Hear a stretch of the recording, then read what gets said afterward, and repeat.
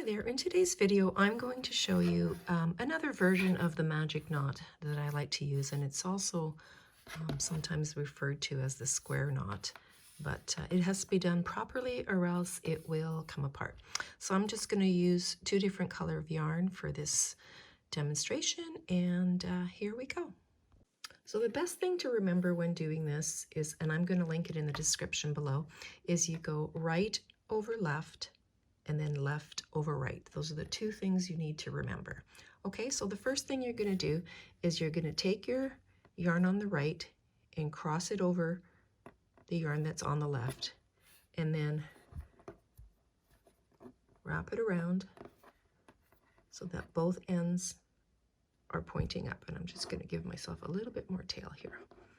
Okay, now the second step is going to be to take the yarn tail on the left and left over right, and then complete your knot and pull those yarn tails shut. And what you should notice here, if you've done it properly, is I'm going to say the pink yarn here, both ends go under this loop, and on the right side, the red yarn, they both go over this loop there, and then you just pull them tight.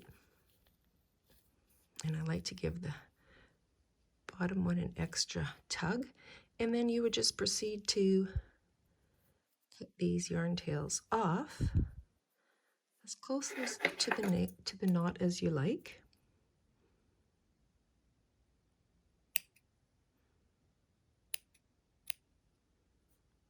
Oopsie. Give it a little tug to make sure it doesn't come apart, and I didn't cut that off very nicely, so I'm going to trim that a little more.